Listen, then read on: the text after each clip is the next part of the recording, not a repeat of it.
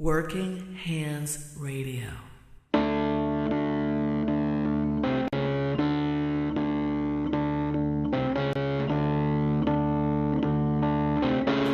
I'm just a hard-working man, taking it day by day, doing everything I can, trying to chase my blues around. You need to clear your head. Good evening, everybody. This is Phil Kerner for Working Hands Radio, and that was Erie's own Ron Uroz and the Vehicle. If you're ever in Erie, Pennsylvania, check them out. They're a great band. Good, a lot of fun. Hey, listen, I hope everybody had a great Memorial Day weekend. I don't know what you do on Memorial Day. It's always been a tradition for me, for some reason, to take a ride to the cemetery. And a couple of reasons I do that.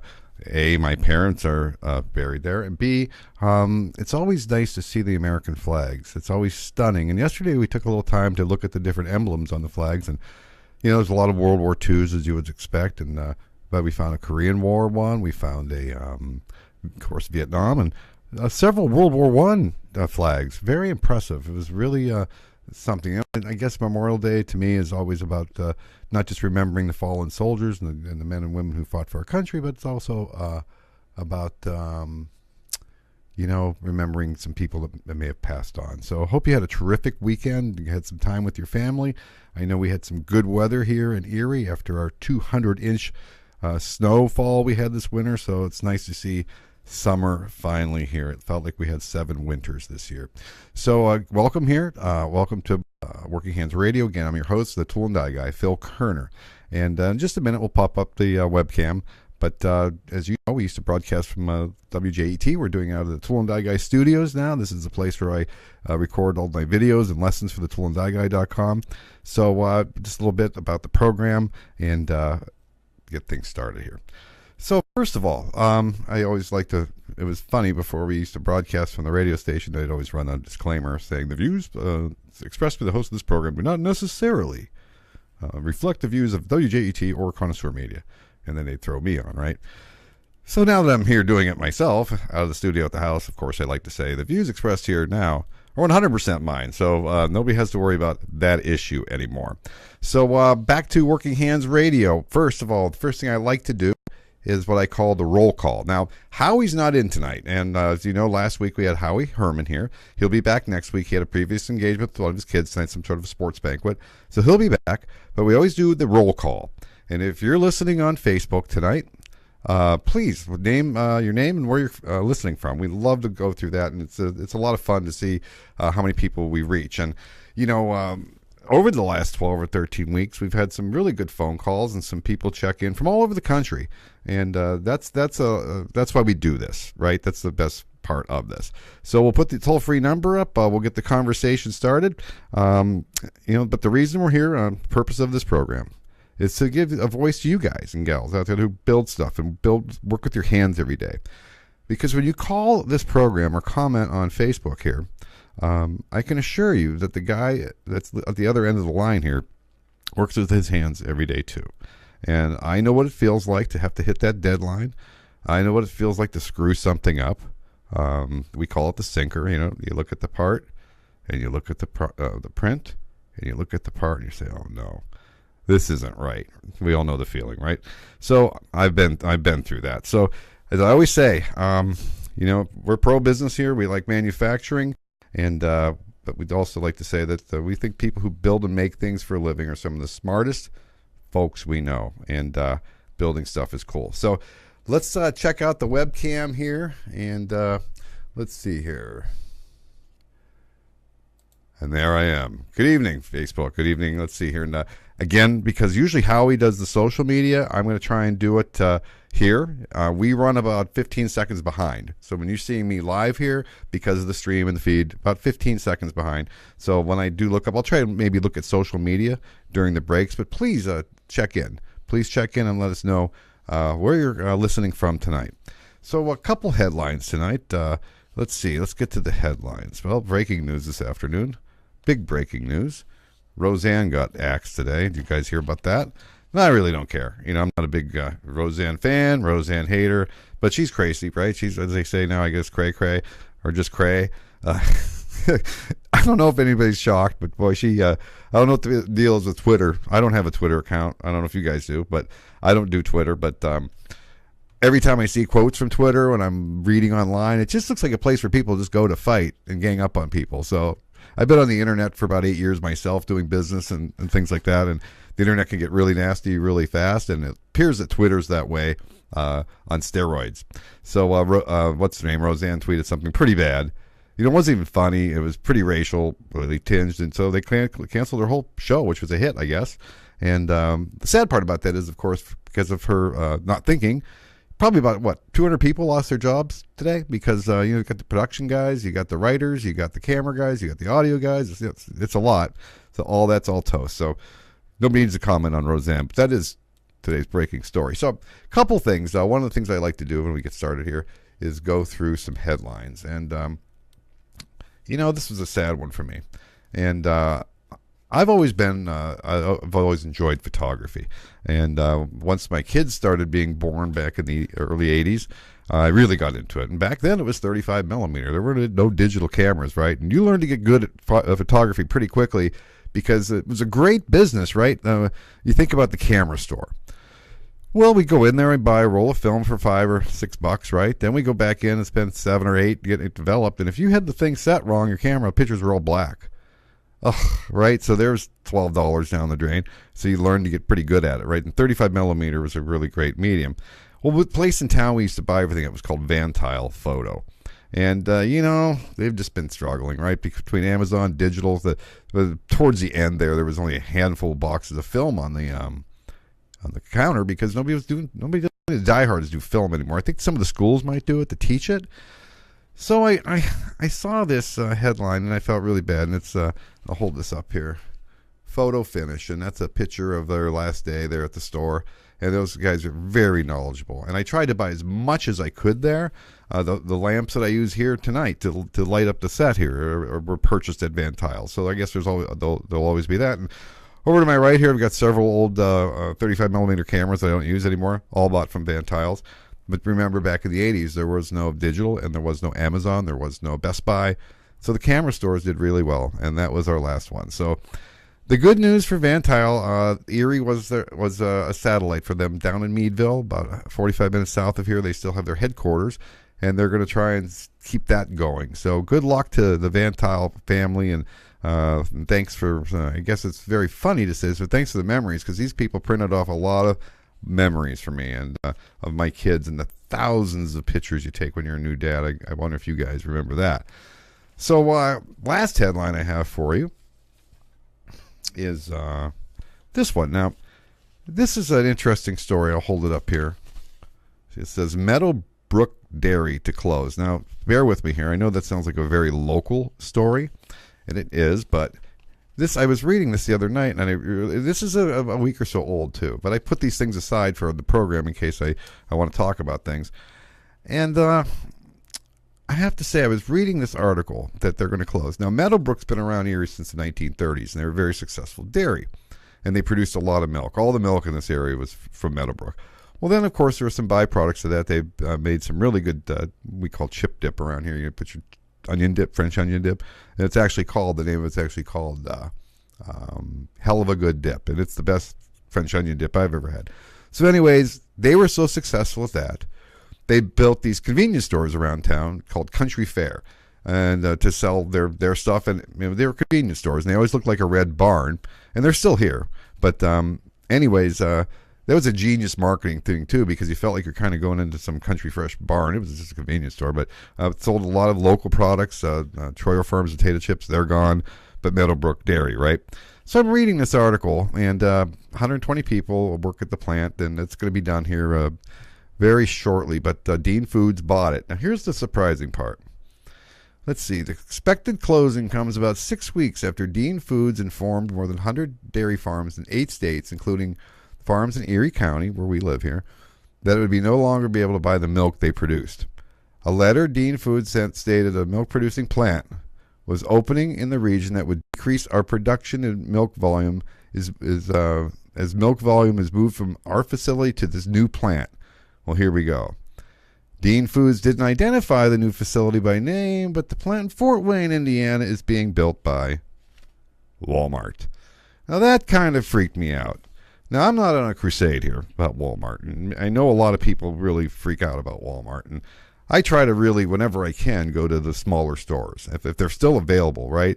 We have a small hardware store left here, just a few miles down the road, and they've made it, even though there's a Lowe's not far away. But they rent some equipment there. They do some other things there, and that I think keeps them going. But, again, us guys, especially American manufacturing guys, we try to buy American. And, I'm forced to go to Walmart a lot because if I want to buy a toy for some kids or something, that's the only toy store around, especially since Toys R Us is out of business now. And let me tell you something about Walmart that I learned a long time ago that I think you guys might find interesting. Then again, not on a crusade here, not anti-Walmart. But my question to you guys is Walmart really good for this country? I have to wonder. And I'll drop names here. Many years ago, when I had my tool and die shop, I had a company I worked for called Pet Zone. And they built all sorts of plastic parts for bird feeders. And I think you guys have seen some of the stuff I've done with some of the bird feeder injection molds I built. And the main engineer there, Vice President Bob, I won't give his last name out, we were having a chat. Well, the holy grail back in 2000, 2001 was to get your products into Walmart. That was where everybody wanted to get their products into because that would solve all your problems. Well, Bob proceeded to explain to me, he was on a plane one day with a guy next to him who worked for Fruit of the Loom. Now, the underwear company, right? Bear with me here. So, pardon the pun. But Bob is asking this guy who was into Walmart how they can afford it because Pet Zone was trying to get into Walmart and he couldn't believe how they're beating the hell out of them over their prices. He said, the difference is the T-shirts you used to get when you were a kid, the ones we sell Walmart, the thread counts 10%. That's why they're like dish rags after you wash them twice or three times. So what they do, I think Bob told me back then, you give them your lowest rock bottom price and be prepared to drop that by, I think, 18%. So your margins are razor thin, and if they cut you out, you're done. So not quite sure about Walmart, but it was a perfect storm, right? Because in the 2000s, the World Trade Organization welcomed China in. And if you're building plastic parts, you need injection molds. And what are injection molds? Very expensive. Well, here comes Walmart beating the crap out of their suppliers. And where are you going to cut money? Where are you going to cut that money from? You're going to cut it from your tooling, and there's China. So again, not on a crusade against China, but it's interesting. I've watched it work in person right here from people I know personally. So I looked it up today. Pet Zone's no longer around. Shocker, that's my shocked face. And it looks like they got sold in 2006. But as far as that company, hope they did really well with Walmart. I guess what do they say? Be careful what you wish for. Back to the tooling thing, though, it is funny. I still have an acquaintance here in town that I used to do some business with, and he gets all his tooling built in China, and he loves to just rub my nose in it. And every time I see him, I'll say, "Hey, how much would you charge me to build a mold like this?" And he'll show me a picture. I'll say, that's about 400 or 500 hours worth of work, plus material, plus design, 29,000. I just got it built for 12 in China. Takes great pride in the fact that we don't build his tools anymore. So there's that. So we're going to take a quick break, back with your phone calls. And you can see the number there, 800-870-1648. What we'll do, we'll run a little contest to get started. But I'm going to check social media for a minute and check and see what's going on. Make sure you guys please check in from where you're calling from and they're listening from. And we'll get things started with the next segment of the program. This is Working Hands Radio.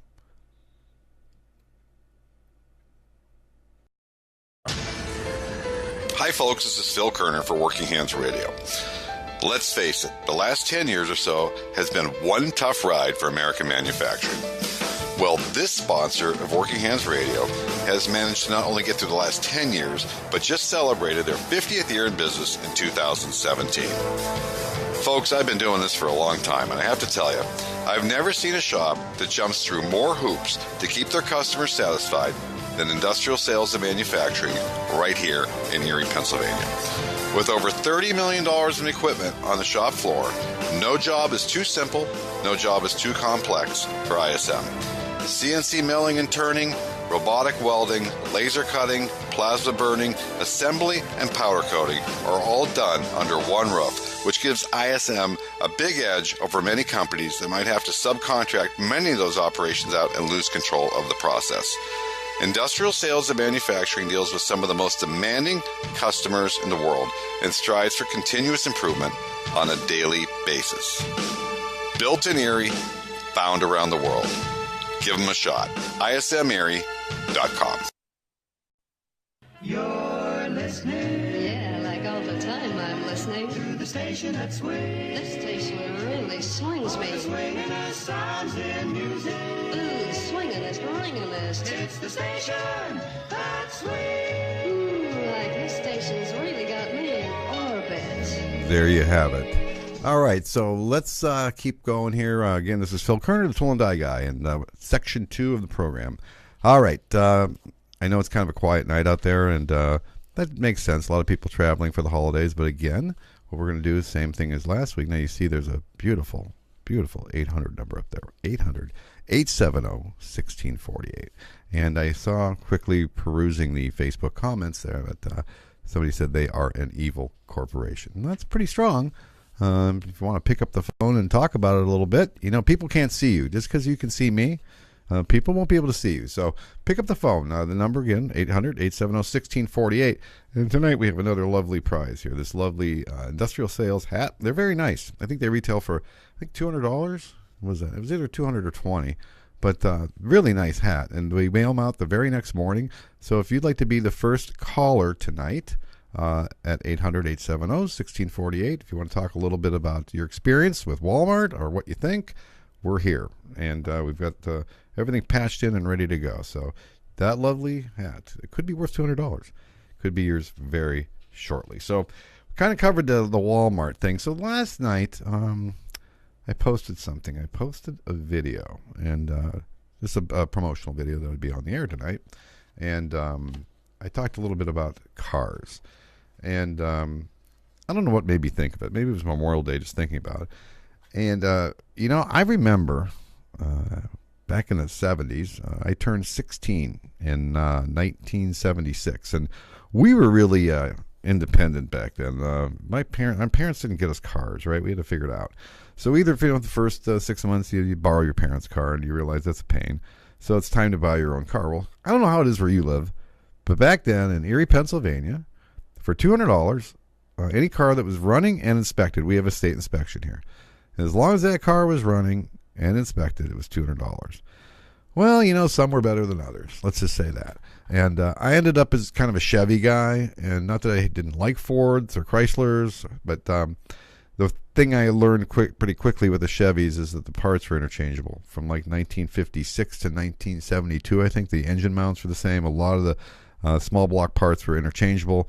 So I ended up with those type of cars and the Chevys. And they were fun. They were all rust buckets. I mean, there was no plastic on cars. I guess it was good. That's probably why they weighed 10,000 pounds. And the steering wheels were 3 feet in diameter. And but the one car I really remember, let's see if I can find it here, is my 63 Bel Air. Oh, I should resize that a little bit. Let's see here. Here we go. And I had a white one just like this. It had a beautiful red interior. Now, the outside didn't look like this. Okay, the outside was a little tired. But the inside was brand new. It was weird. I don't know if they had thing covered in plastic for 15 years when I got it, but it was a beautiful car. Well, like I said, it was massive and really nice car, big bench seat. I think I might have actually had a 4-door now that I think about it. Anyways, it was massive. And we drive around this Bel Air and finally, you get about, you pay $200 for a car, you're lucky to get, 6 months out of it or something? I don't know. Maybe a year. Well, I still remember I was 18 and I had that car and it was kind of tired and I sold it to this burnout in high school named Mark. And I still remember Mark's last name, but I won't say it. But Mark back then was kind of a burnout, right? And he bought my car and I think I sold it to him for $50 or maybe I got 100 out of it. Well, I was 18, and back then I was in Westlake Volunteer Fire Department. And Westlake, I don't know if they still are, but they were one of the busiest volunteer fire departments here in Pennsylvania. And we took care of the airport also. I think we were back up. I think the Erie International Airport has their own fire department. But anyways, I sold the car to Mark, and we have this big meeting one night. And they decide they're going to do a drill where they're going to do some jet fuel fires, and we need to learn how to put this stuff out because it's got its own way of extinguishing it. Well, that's cool. So we all sat around waiting for this, the tap us out was what they would call it. That we were requested to be at the fire at the airport. Off we go, sirens running. We see the smoke in the distance. Well, it's all exciting, and I get up there, and there was this giant tray full of jet fuel, and in the middle of it was my '63 Bel Air. So Mark must have needed the money for some weed, and he sold it to the airport or the fire department, and they blew up my car that night, and I watched that beautiful tear melt before my very eyes. So that's my '63 Chevy Bel Air story. I don't know what kind of cars you guys are into these days, but or if you wanted a special car, let's see here. If you had a fantasy car, or maybe you're listening tonight and you own a really cool car, I'd love to see you post a picture of it and talk to us about it. The thing about owning those cars back in the 60s or back in the 70s, you could only afford 10-year-old cars. So you had to do all the work yourself, right? I mean, we couldn't afford to take our cars to a garage. You had to take them to get inspected, but other than that, if something broke, you learned how to do your own tune-ups and your own brake jobs and as much as you possibly could. And in fact, back to that car, that '63 Bel Air, when the Chevy transmissions, they had Power Glide transmissions in them, and when they went bad, the reverse still worked. For whatever reason, couldn't go forward, but you could go backwards. And we had a day off of school, senior day. It was a skip day. We had a day off. And we were at a McDonald's, me and a friend of mine, Fred. And we backed out of the parking lot at McDonald's. I put it in drive, and I had nothing. And I remember that day. I drove the car home, all the way home, a couple miles in reverse. So actually, I drove it to the bowling alley I worked at. And then that night at midnight, I left the bowling alley, and I drove it home in reverse. And as I was pulling in my driveway in reverse, there was a police officer sitting right there. And he pulled me over. He said, "What are you doing?" I said, I told him the whole story. He said, "How far you got to go?" I said, 50 feet. Just go. So I drove home in reverse, and that day I ordered a transmission from the, we'd call a salvage yard, I guess. And they brought it down. We put a new tranny in it. We didn't repair trannies. You just plug and play. Just put a new one in. So let me take a minute here to see what's going on Facebook here. Where's my car guys? Oh, let's see here. Sam Walton's rolling in his grave. I'm not sure what you mean by that. I'm not sure what Facebook user. That's interesting. Some people have I never heard somebody use Facebook user. Interesting. So didn't know you could just use that as a name, but that's okay. So what about you guys? Anybody out there have a favorite car or have a cool car now? Or do you guys ever think about buying a muscle car? I'm done with the muscle cars. The thing I'd like to get my hands on these days is a '63 T-Bird. And I don't want a show car. I want a driver. I want one I can just drive. I don't need it to win any awards, but I don't want it doesn't have to be completely restored either, but just a good driver. So that's one of my things in life I'd like to get is someday a '63 T-Bird. Maybe a convertible, but it doesn't have to be. I live in Erie. I don't know if I need a convertible, but that would be the thing for me. So I have to say, you guys are awful quiet tonight. And got the 800 number, got the hat. This is a beautiful hat. I'm not sure why nobody wants the hat, and but I hate to take this for myself because I work there, right? I look like a suck up if I wear their hat to work. So again, first caller tonight gets the hat. So 800-870-1648. My wife warned me. She said, it could be a little quiet tonight. So it's a little quiet tonight. So she's always right. The queen is always right. So let's see here. Before I take on another topic, because these other ones are going so fantastically amazing and everybody's calling in and wants to talk about them, if you'd like to switch topics, your host here is pretty nimble.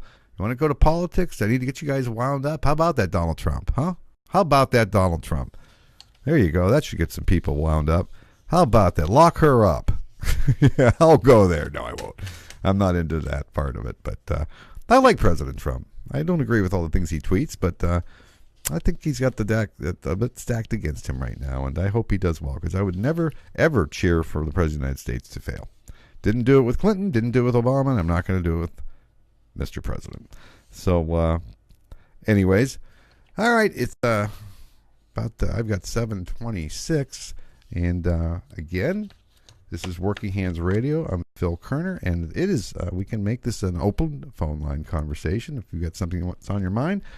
We'll be back if you want to make I'll take a few calls if you're ready. So again, I'm Phil Koerner, Tool and Die Guy. I'm going to take a little water break here, and we'll be back in just a few minutes.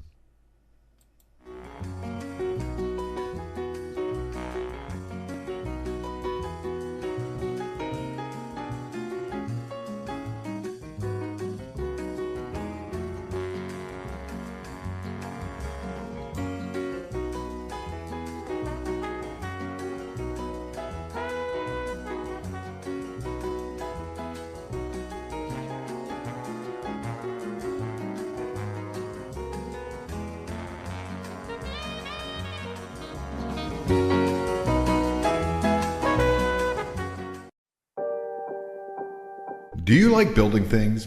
Are you new to manufacturing and don't even know where to start? Or maybe you just want to learn about machining and manufacturing as a hobby? I'm Phil Koerner, and I can tell you from experience that the best way to learn a trade is from an expert with a solid body of work under his or her belt to show you the way. During the past 40 years, I served my apprenticeship, worked as a lead mold maker, ran my own tool and die shops, a plastic shop, and have also worked as a designer and a machinist. If you're hungry to learn the tips, tricks, and techniques in manufacturing that have taken me 5 decades to put together, I'd invite you to check out thetoolanddieguy.com, where I just posted my 340th lesson on machining and manufacturing. Folks, this is real manufacturing. This is the stuff I do every day to be an asset to my company. And once you're an asset, it's tough for them to let you go. 43 years in the trade, 0 layoffs. Check it out. Special discount for the next 48 hours, thetoolanddieguy.com. You may not find us on your TV, because in case you did not know, we're being brought to you on. Brought to you on. Brought to you by RADI.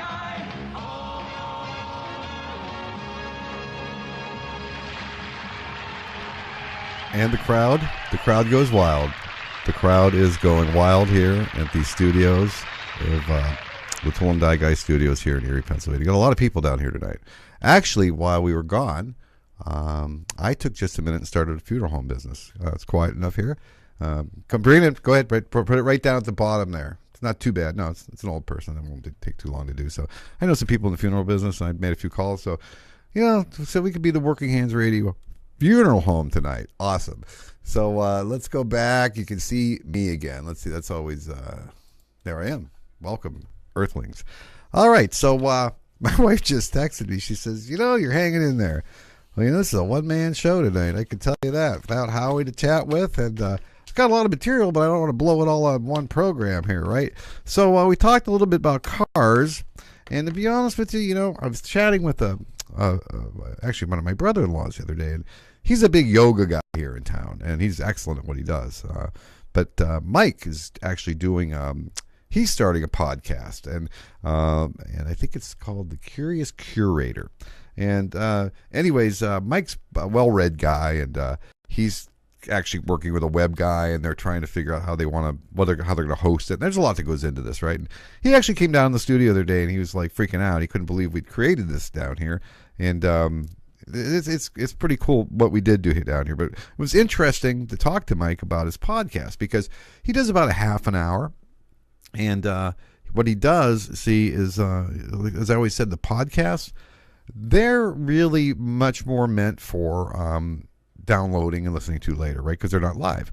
And the difference between that, I'm not saying this is better, but the difference is when I do it live, I can interact with you guys and gals out there in Facebook land. So when I do that, and don't make me go to YouTube, because those people are tough over there, because they don't have to use their real names, but I have to broadcast this on YouTube. If you guys don't like this, I just might go to YouTube, because I can't do both. You can't stream two. You can't do it. You'd have to have 2 computers, 2 cameras, and we're not doing that. So here we are on Facebook. We do it live, and because we can interact with your comments and all these phone calls I'm getting. My ears hurt so much tonight from the phone ringing so much in my ear. I try and get over this. But anyways, that's why we do it. But the beautiful part about this is I can turn it into a podcast. I just take the recording, the video, strip the video out, and I've just got audio podcast. So for this next section, if you were to come down here and into the studio down here, history of the Tool and Die Guy, there's a lot of cool stuff down here. A lot of cool stuff. I look around, I got some really great pictures and books and tools that I don't use anymore in this beautiful Koerner box behind me. And, I got this a couple years ago at an auction, and, look at this leather case, just this cool thing. And it's a little, they call it, it's an optical comparator. It's actually got a scale in it, and you can put this thing on something and measure it with the lines in it. And I can't even imagine this, but it's built, and it's got the leather case, and it's probably going to guess late 60s, early 70s. So back to tools. I'm a tool and die guy. And one of the reasons I fell in love with this tool was because of a toolbox like that I got when my father passed away. And there weren't a lot of tools in it, but there were enough of them for me to say, you know what, this is some really cool stuff. Now, my dad wasn't around explaining what any of it was, but once I touched that Koerner toolbox and I saw how beautiful the drawers opened, and they saw this shiny stuff, because I'm Polish, we like shiny stuff. And I was hooked, and I went to college for a year, and I thought I was smarter than all my professors, and so I went into my apprenticeship and never looked back. So what I wanted to talk about tonight was a little bit about our tools in the tool and die business. And back then, during my apprenticeship, and if you're a member at the toolanddieguy.com, one of the things you get with your membership is something I call the apprentice tools list. And I don't know if I have one sitting here. Just excuse me just for a second.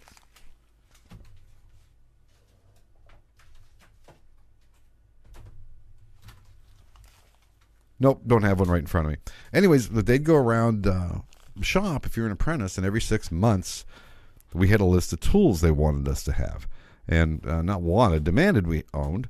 And as you know, back then during your apprenticeship, at least in Pennsylvania, every 6 months you were scheduled for your review and your raise. And you only got that raise if you had the tools you were supposed to have at that point in your apprenticeship. Well, hence you end up with a lot of great tools, right? And people love getting a hold of that list. And it's still a good list, and it's very, very detailed. The guy who wrote this list, the guy who ran the place I apprenticed at, Anson Tools and Gauges, he was lean before lean was a buzzword. He was really ran a tight shop. Everything was labeled, and he was very, very particular about what tools. You stare at this. Stare at ball peen hammer. Really detailed. 6-inch scale, 12-inch scale, Brown and Sharp. Anyways, they'd go through this list. Well, back then, again, you're talking early 80s or late 70s, early 80s during my apprenticeship. There was no Amazon. There was no eBay. So unless you knew somebody that was getting out of the trade, or if you were lucky at a garage sale or a flea market or something, you bought a lot of new stuff. There just wasn't used stuff around. Now you can save so much money. That's why we built some of our own tools, right?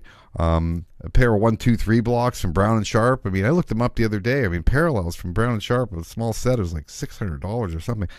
Good for them. I know they're perfect, but so we built our own parallels, 1, 2, 3 blocks, things like that. But we had a guy, I don't know what made me think of this, and I was talking to my general manager at work the other day. He used to drive around in a box truck, and we called it the tool truck. And he'd pull in this box truck, and they'd let us out 2 at a time to go pick out tools. And you'd go into and they would always have one of the managers or foreman there to make sure we didn't go crazy out there for 6 minutes. So we'd go out there in the tool truck. Now, this is the worst part, and I'm not making this up. All right, I'm not making this up. The guy, nobody knew the guy's name. Everybody called, his name was the Jew. That's what we called this guy. Now, you might say, really, he had a name? No. In fact, I was talking to my general manager today. I said, do you remember the tool truck? He says, yeah, I remember the tool truck. I said, what was the guy's name that ran? He says, the Jew. And I said, can you even believe we called this guy the Jew? He says, oh, no. I remember it. And you'd find a tool and you'd say, hey, Jew, how much is this? And you'd look it up. He'd say $18. So that was the Jew. I don't know what happened to the Jew. And but the Jew made probably a good living. And what he'd do is drive around Erie and hit every tool and die shop once a week. And they're packed then. But that was a lot of tool and die shops. And maybe he left here and went down to Meadville, and there's even more. And that's how we got a lot of our tools, a lot of the stuff that you didn't feel you needed to buy from Starrett. He'd have some dial indicators there. He'd have some dead blow hammers. He'd have clamps and some precision stuff. But the Jew, can you even imagine that today? I can't. But that's the way that goes. So let me take a minute here to check out social media. Oh, got another body coming into the basement. Come on, just bring it in. It's okay. I'm on the radio, but this is a funeral home. Working Hands Radio Funeral Home. It's very quiet here tonight. So come on in. All right. What do we have here? Jared Baker. Hi, Elizabeth is here. I see Elizabeth's there. Hi, Elizabeth. I personally find it terrifying that Walmart is taking over dairy industry. I agree. Mega corporations are a plague on our skilled laborers. I agree. Because they cut out the supplies of profit margins, they cut out the employee that makes the product out of their opportunity. I'm a machinist and prefer working for mom and pop shops. Take good care of the employees and support the local economy. Well, Jared, let me address that. You're right. I think you're right. You know, they always kind of pose this stuff that they put on the gauzy, patriotic commercials that, you know, Walmart's just this Southwest company from Texas, invented by Sam Walton, and everything's going to be okay because you're going to get cheaper stuff. And, you know, I've always threatened to do it. I'd love to just take a picture of a row of stuff in Walmart, and I'm good at Photoshop, and I've always proposed this little rule. Can you imagine if every company that put products in every store, I don't care just about Walmart, you had to put the flag of the country of origin on the box, and it has to be 25% of the box. So if the box is this big, it's a big flag. If it's a little box, it's still 25%. Can you imagine all the red flags you'd see on stuff at Walmart? Wouldn't that be a good eye-opener for people to walk in and say, wow, I never knew 98% of the stuff in here is from China, right? Well, luckily, right down the street from here, we've got a really good regional supermarket called Wegmans. They've got great customer service and really fresh food, and they really try to use local stuff too, which is great. And they're very good there, but they're not Walmart. And I agree with you. You know, I don't want to slam Walmart here, but I do not buy my food there. And like I said, I have to buy certain things there because that's the only store left in town that carries those things because they've driven everybody out, right? So I'm not a big guy. I mean, seriously, when it's time for some steaks or burgers or something, meat, I don't buy my meat there. And and I'm not sure why. I just find it interesting that all their meat perfectly weighs 2 pounds. Like you go to the regular market, it's 1.8 or 2.2. It's all cut, machined into 2-pound blocks so you can scan it. That's just me. So they kind of sold us on a deal there and drove everybody else out, and now we're stuck with them. And now they're putting the dairy guys out. Don't like it. I don't like it. And that's what I think anyways. But again, I'm not on a crusade here against the Walmart Corporation. You know why? Because they don't want to take me on. They don't want some of this. They don't. So that's not kidding. So anyways, again, kind of a quiet night this post-Memorial Day weekend. And like I said, the reason we put this program together and how we will be next to me next week, thank you, Jesus, because at least we can tell some jokes. The reason we put the program together was I listen to a lot of talk radio, and it's a lot of politics. I like politics, but I don't feel like any of the hosts, and nothing against the guys I listen to, but I think most of them are paid extremely well. I think a lot of them are a little arrogant, and maybe that's part of their shtick to get people to call. I get that. But there's no show or program out there like this, I think, that's run by a guy that has built stuff with his hands his entire life and has a history of love for the history of the trade, whose family's been in the trade for over 100 years, whose grandfather was a toolmaker, his uncles were toolmakers, his brother was a toolmaker, I'm a toolmaker. And, at this age now, this is my story. And I was curious to see how many people out there who like to tune in once a week and about a show, about a program, about topics that might be near and dear to them. And, when we brought up the cars tonight, that wasn't... hold on a second here. What do we got here? Well, we have a phone call. It's probably a bill collector. Let's see. Go ahead. You're on Working Hands Radio. Good evening, Phil. How you doing tonight? Good. Who's this? This is Peter from Hickory, North Carolina. Hickory, North Carolina. Awesome, Peter. What do you do for a living? Well, tool and die maker, just like you. I was 5 years older than you, as I heard tonight, so got a couple years on you, Did you retire yet? I was an apprentice. I'm disabled. Okay. All right. So, yeah. How long did you work as a tool For maker? 3 years. How long did you... Oh, from 77, I was an apprentice till 3 years ago. Now, for people who don't know, there's a lot of different areas of tool and die making you can go into. You can go into die making, mold making. Yep. What were you into? Yep.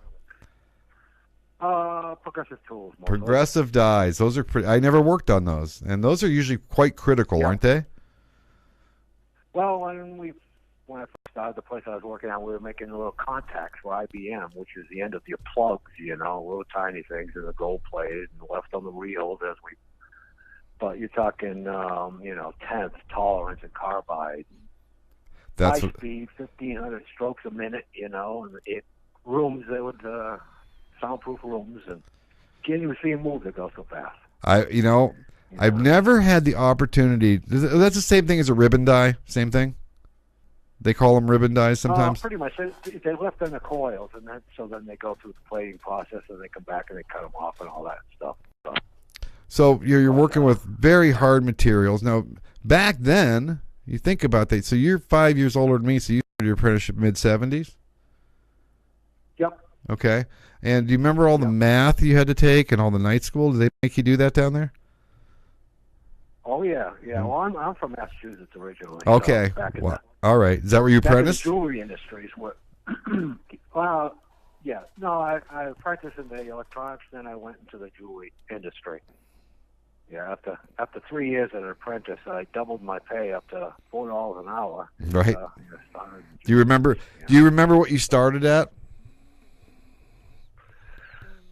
Well, $1.50, I think, somewhere around. Okay, I think I had you. I think I was $2.75. I think by 1980. Yeah. Yeah. Yep. So years previous, I had worked in. Yep. No, go ahead. I'm sorry. I worked at a. I worked at a union supermarket, so I was at $5 an hour back in early 70s. I was living high in the heart, new car, new motorcycle. That's right. But, did you see my segment on cars tonight? Cars, yes, my first car was a 67 GTL I bought in 71. Absolutely. 4 years old, I had a 67 GTO. But I always worked as a paper boy, and I had all my own money, so it was $750 I paid for the thing, So it was in great shape, but I went on it in a couple of years and beat it to death and bought a 67 body for $75 and put the motor in it, painted it all up, and it was time to get married, so I ended up $600. So let me ask you this. Like news. I had a 67 GTO. It had a 400 in it, and I saw that. And 4 on the floor.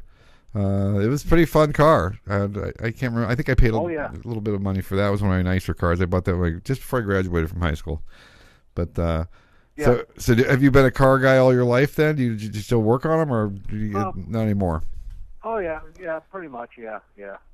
Do you have a collector car or a hot rod or anything? No, we got a kind of a little sports car. We got a 2000 Z3 now that we have fun with, me and the wife, That's awesome. So what made you call in tonight? What made you call in? Well, I've been listening on and off for all the shows. I just figured you were having a slow night, so I help you out a little bit. Well, I appreciate that. You know any good jokes? Yeah. Any that you can tell on the air? Yeah. Well, are you interested? Are you interested in this hat? Or are you not interested in the hat? Because you're the first caller tonight. Do you get a nice? Well, sure. Okay, I'll take your hat off your hands there. Okay, so you have to email me because I don't want to get your private information on the air, okay? So can you write it down, the email address? Do you have a pen and a paper handy? Yes, go ahead. Okay, it's pretty simple. It's long, but it's workinghandsradio@gmail.com.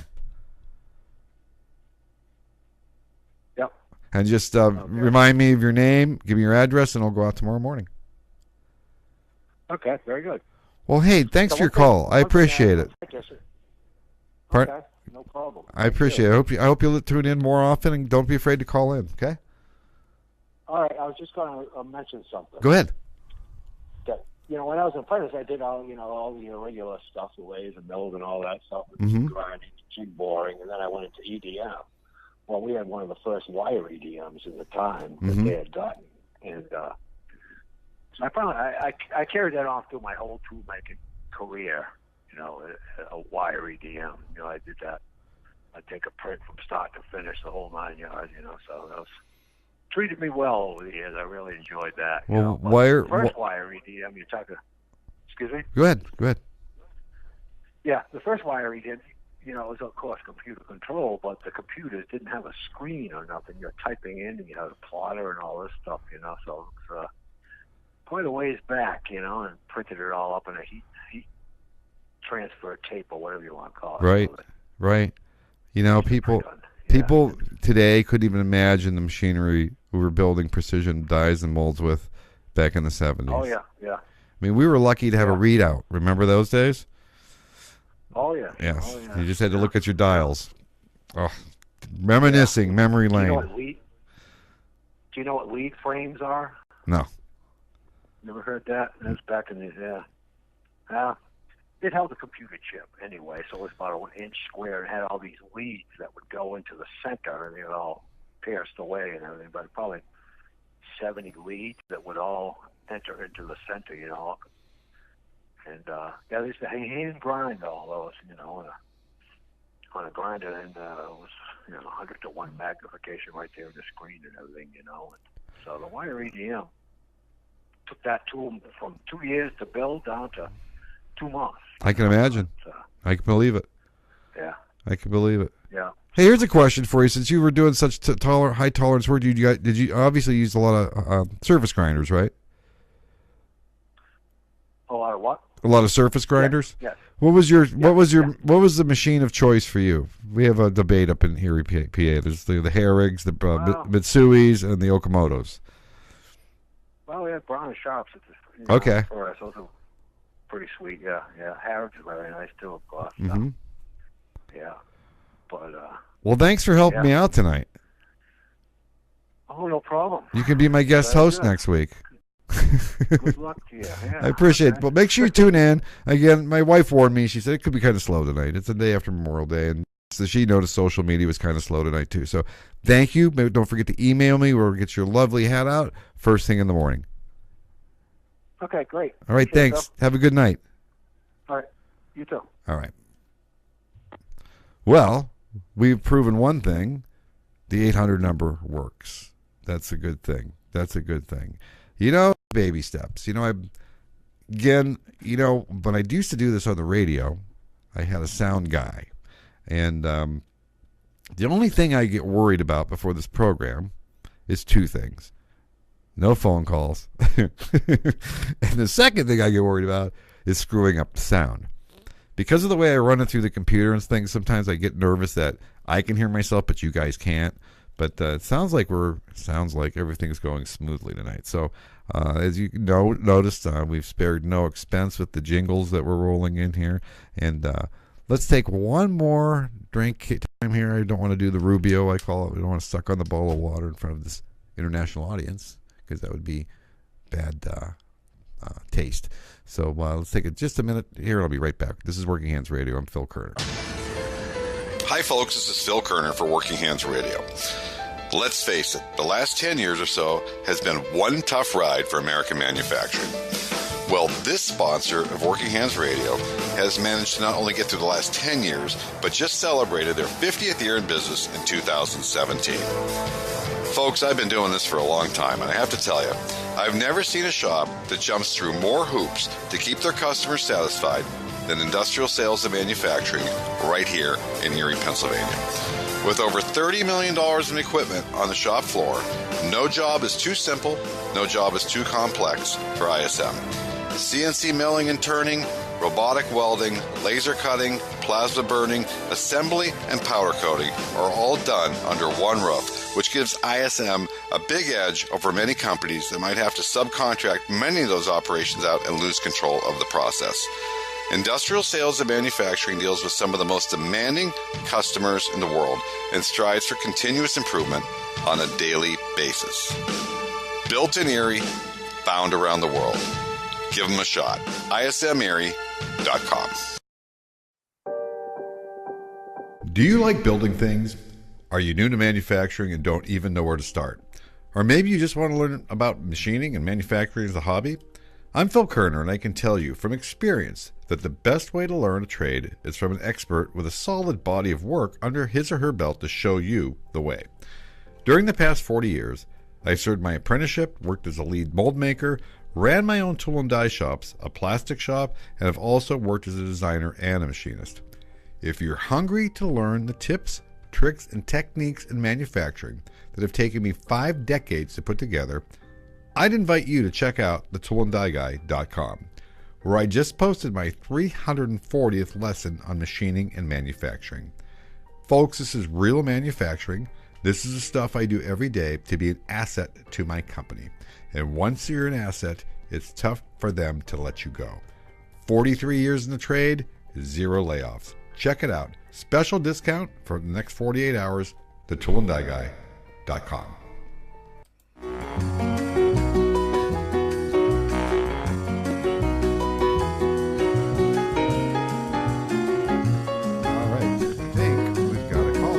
A second, get rid of the music here. This is Phil Koerner, and you're on Working Hands Radio. Hello. How's it going? Good. Who's this? This is Brad. Brad, where are you calling from? I just signed on to your podcast.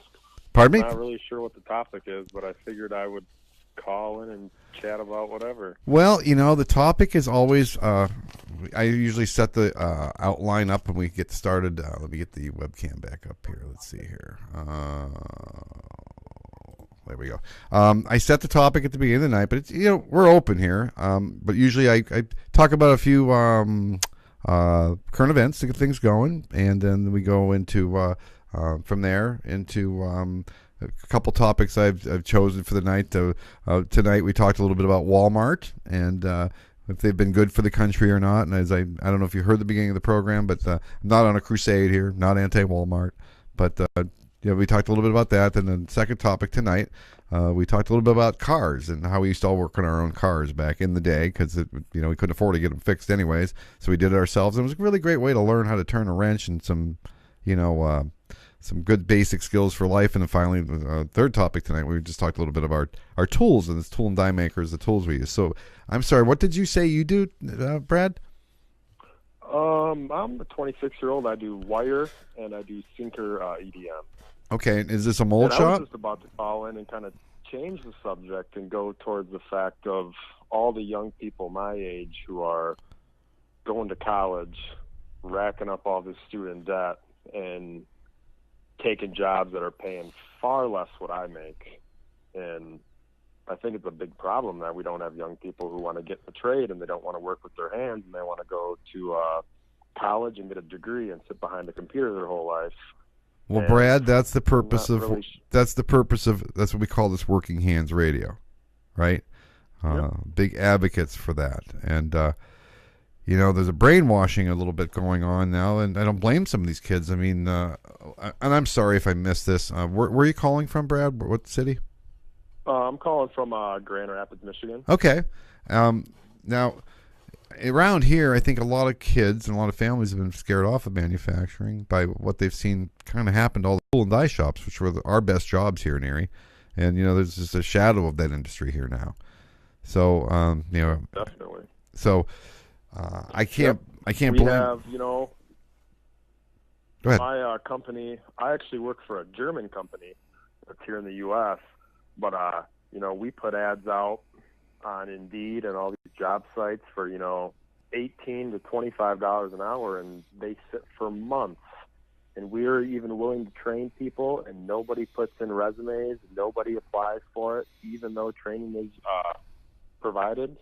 And then I hear all these people that I graduated with who are complaining and saying, oh, I just went to college for 6 years and now I'm making, $18 an hour. And it's like, hey, maybe you should look into other avenues of careers to provide for yourself. But it seems like nowadays nobody wants to do that. Well, again, the trades have been hard hit. And, you go into a tool and die shop in this area, everybody's my age. And a couple weeks ago on this program, I read some stats. I should keep them in front of me because they're remarkable. But, the average tool maker in this country is like 58. I mean, and I'm from the belief, and, that tool and die makers are important to national defense. I mean, when it comes time, if you've got to build arms and you've got to get tooled up, you're not going to do it with, without it. So I'm a big, you're preaching to the choir here. I mean, really. So, it's sad. I mean, I've convinced a few friends to kind of get into it, but a lot of people don't understand what tool and die is. And I tell people most parts that you see that are made out of metal that are bent into a shape, and everything that you see that's made out of plastic that's molded into a shape is done by us. That's exactly right. A lot of people take that for granted. So obviously you follow me on the Tool and Die Guy page on Facebook then. Yep, I do, yep. And there's a lot of, I was just going through them the other day, there's a lot of pictures I've posted there on, just things I work on or things I have worked on. I'm very proud of my heritage in this trade. Like I said, my family's been doing this for 100 years, but boy, it's, we've been hammered hard for the last 10 years. Very, very, very hard. And I don't know what's going to say, but that's, but I'm kind of a one-man show here trying to do something. So guys like you that listen, guys that listen and call in like this, you guys are the ones that keep me going. So I can't tell you how much I appreciate you taking the time to comment, tune in tonight. Good stuff, and I appreciate what you're doing too. Well, keep calling in, and we'll keep going every week. I'll have Howie back next week, and but it's about time for us to wrap it up here tonight. So again, thanks again. Thank you so much. Have a great night. Yeah, you too. Well, it's always refreshing when I get a call from somebody that's 26 years old and is a defender of the trade. So, to wrap up tonight, a couple things. I've always wanted to make sure I thank everybody for tuning in. And we're here to tell your stories. And we're just getting going here. And I would be the first to admit, as I'm still feeling... Whoop. Do I still have somebody here? Oh, boy.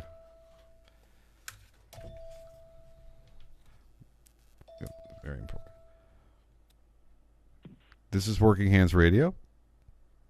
Hi there. My name's Seth. I was just listening to your podcast and thought I'd chime in a little bit about the, lack of skilled workers. You certainly may. We were just kind of wrapping up, but you know what? I own all the radio time, so go ahead. What's on your mind? All right. So the biggest thing we've encountered, I work in Albuquerque in a prototype shop.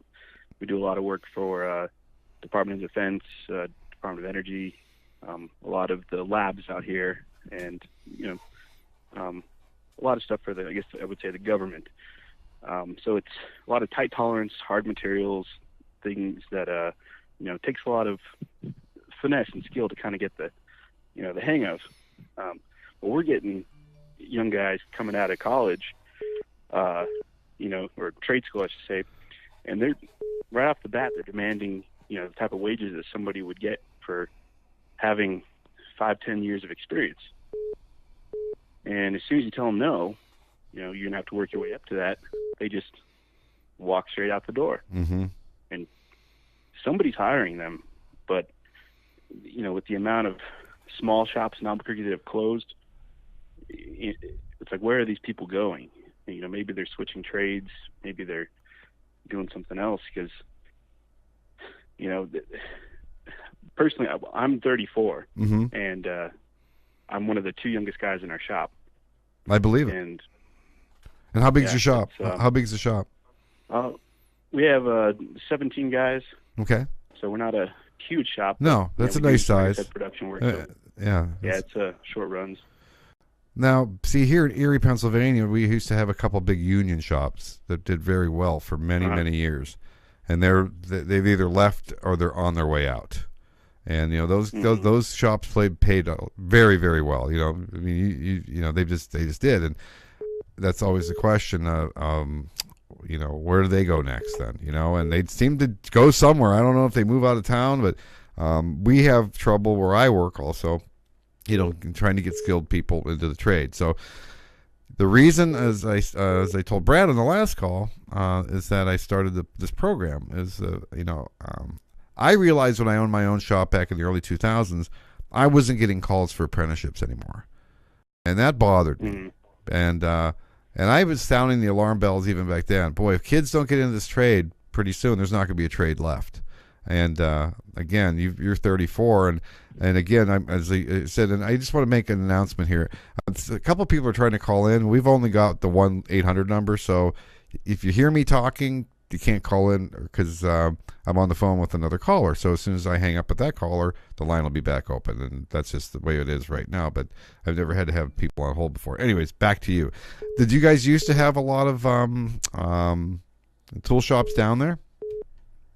I mean, there still are quite a few, but the smaller shops. I'm sorry. Hold on a minute. Oh, let's see here. No problem. And so my background, I was a goldsmith for 10 years prior to this, and just kind of happened to find my way into this trade. Did inspection for a year and just kind of worked my way up. Do you love it? Didn't really have a very formal. Oh, absolutely. It's the hardest thing I've ever done, but it's also the most rewarding. I always tell people when I worked as a tool maker, that 10-hour day went like that. It just, I mean, you're so busy with your head and busy trying to get projects done. And you said you guys are doing prototypes, and that's the work that'll really keep you busy, and it's so much fun, So the reason, again, that we do this program is for guys like you to call in, and I don't know what the solution is, and I always keep saying, I can't get the solution myself, but maybe between all of us, if somebody's got some ideas, post these comments under the program. I'd like to get some bigger guests on eventually, but they won't come on until we get a little bigger, and I understand that. But that's the whole thing. I mean, I am a one-man show for manufacturing. I'm an advocate, and especially I've always believed, and I guess this is a bias on my end, that the tool and die making, that's the Cadillac of the trades. I mean, that is the Cadillac. They're the smartest guys I ever worked with, and I grew up learning all the manual machines, and then went into the more CNC. But I was lucky enough to get the transition in the middle, so I really enjoyed running the manual stuff. But I always say the CNC stuff's like cheating, right? If you've ever run manual machines. All right. Well, I appreciate the phone call. Go ahead.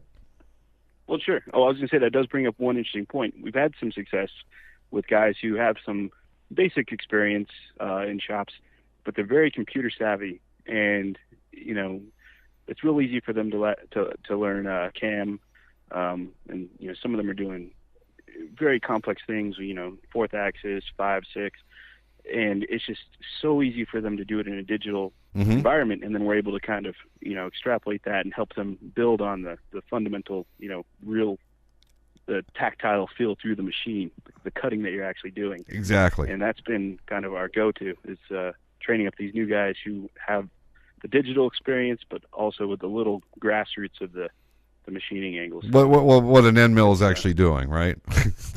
I mean, exactly. Exactly. When I trained my first CNC guy, when we had to go to CAM software, that's what we had to do then. So, all right, I'm going to take another phone call. I mean, all of a sudden, everybody's perked up tonight, okay. But thank you so much. Keep listening, and please don't be afraid to call in. We'll be here every Tuesday night at 7, okay? Spread the word. Sure. Thank you, Phil. Thank you so much. You too. Sure. Yep. Bye. Go ahead. You're on Working Hands Radio. Hello? Hey, how you doing today? My name's Eddie Cicelli. Hi, Eddie. Where are you calling from? I'm calling from Tucson, Arizona. Tucson. How you doing today? Good. What's going on in Tucson tonight? Oh, not too much. Listen, I follow your page on Facebook. I just want to say that I'm a fan. I am a journeyman mold maker. Oh. Unfortunately, though, I was forced a while back to find a new profession and a new career. Oh. My father owned a shop here in Tucson, a tool and die shop here in Tucson. that I worked at ever since I was 13 years old. We were ahead of the whole pack when we did the cell phone industry. We did plastic injection molding. Mm-hmm. You know, being that journeyman mold maker, we had to go through the wire EDM, the EDM sinkers, to the CNCs, heat treating processes, polishing, the whole 9 yards. I just heard your last comment that you had with the last caller, and I have to agree on how your days fly by so fast. I mean, it's a standard that I had at least to work a minimum of 50 hours a week. Mm-hmm. I mean, we're working 60, 70 hours a week.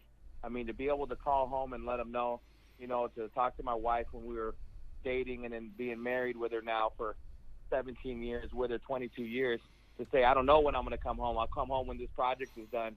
There's a very very few people I feel that actually they relate to that type of thing. Oh, I can relate. I could relate. I remember those nights. I'll be home when I'm home. You know, that's it. When I'm home, right? Exactly. Working 30 hours working when you're waiting by the press to see your parts come out because the guys are flying in from overseas to see that.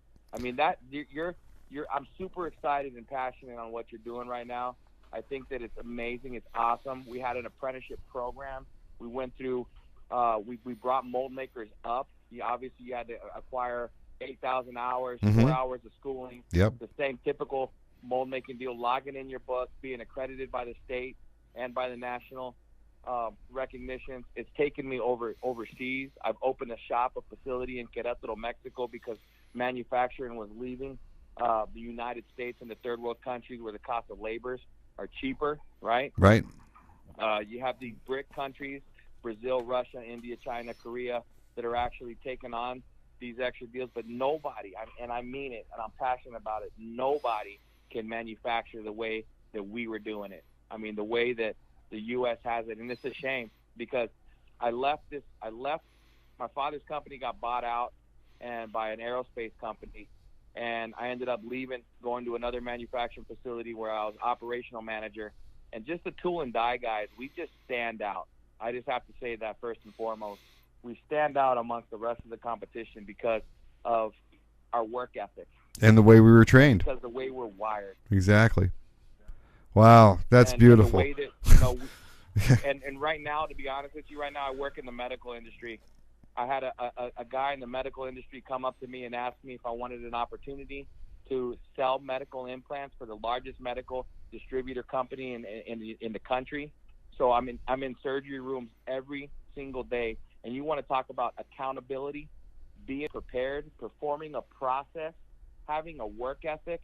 I mean, I just can't go to the shelf and pick up another piece of 420 and start it over again or heat treat it. I mean, this is a human body. Exactly. So now when I'm looking at this type of thing, if it wasn't for us being trained as tool and die makers and this work ethic that you have, I mean, it's just amazing to me. I owe everything that I have to my upbringing and the mold making and the tool and die industry, and I miss it. I mean, doggone it, I would definitely, you know, work for a shop again. You know, I bleed it. I miss Capomatic fluid. Can you imagine that? Well, I love the smell of EDM oil, which I haven't smelled in 15 years. You know. The dielectric fluid. Yep. Absolutely. So I bet you, I'll bet I know the answer to this question. I'll bet you didn't sell your tools. Absolutely not. No, you can't. Over $7,000 worth of tools. That's right. You don't sell those. My original spine plate.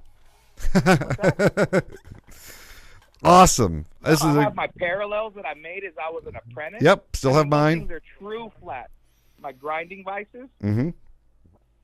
Hey, sometime post some pictures here on the Tool and Die Guy page. I think I might have to approve them, but this was a great conversation, Eddie. I really appreciate you calling in tonight. We're here every Tuesday night, so everything really started to pick up. I would love to. All right. So I would love to chime in on you because honestly, if any younger guys out there, younger apprentices that are looking at it, and I heard the caller before talking about people that were going to college and whatnot. My sister was one of them that actually went to college and did all that, and she resented me because I went straight from high school, obviously right into this trade, and in 5 years I was making a ton of more money and more satisfying, more gratitude. It's not always about the money. It's about just how we're wired, how we're able to problem solve, we're just a tougher individual. And that's just my personal opinion. I don't want to offend anybody out there. My personal deal is just, you just can't teach the work ethic. When you're chasing tents, something's not fitting or you're flashing apart and you have to vent something. People don't understand the type of tolerance. That's why it takes years. That's why it takes years to be a journeyman toolmaker. I mean, You're right there. Just finishing your apprenticeship gets you close. Your whole show up no, I appreciate it, but you said a on. lot of great things that I would normally not say because I believe in everything you said, though. I believe the toolmakers are a rare breed, and I really can't tell you how much I appreciate the call. Well, I'll be back next Tuesday. I'll chime in on it at the same time. Again, I'm from Arizona. Okay. My name's Eddie, and anything I can do to help, and I'll put my information out there for you too, bud. Well, Eddie, I need $1 million to keep the program going. You know what, though? I would support it if we needed to, and we need to figure something out. Let's do it. Well, that's honestly, funny. On this, if it's going to help the next generation on how to do things, I mean, that's what we need. This is everything that we need right now is to help our next generation get off the ground, and people need to understand that. Not to take the easy way out. Well, all this program was ever meant to be was to give the Eddies a voice. As I can't do this myself. Well, that's what I wanted to do. I go into the university here, and there's another company called Syncardia that made the first artificial heart, and I was blown away because how things come full circle. I actually was involved in the first artificial heart too, and I have the actual core that didn't pass inspection when we did the laser inspection. I was able to take a picture with it in my hand, and again, I'm working for this company where they own a 500,000 square foot manufacturing facility that's all manufactured here in the United States. Nothing is outsourced anywhere. I'm talking everything is overmolded, the machine, the instrumentation, all the way through the implants itself.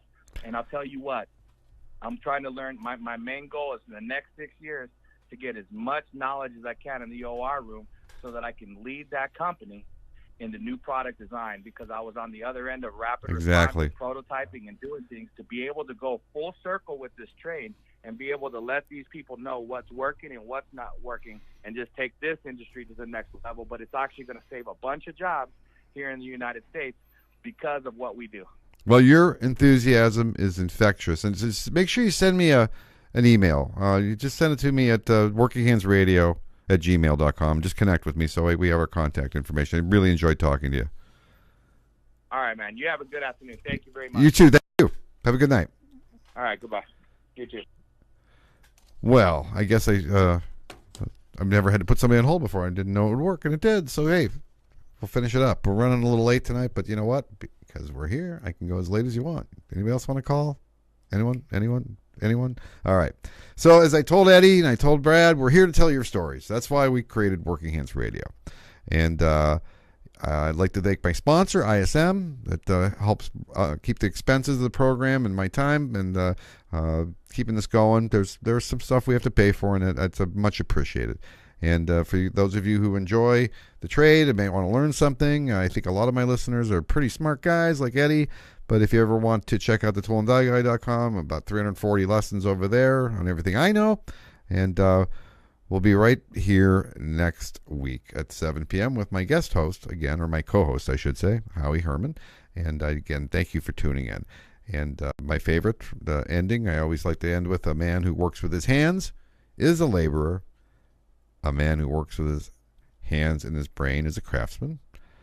But a man who works with his hands and his brain and his heart is an artist. And this is to all the artists out there tonight. I'm Phil Koerner, the Tool and Die Guy for Working Hands Radio. We'll see you next week. Hope really enjoyed your input tonight. See you next Tuesday.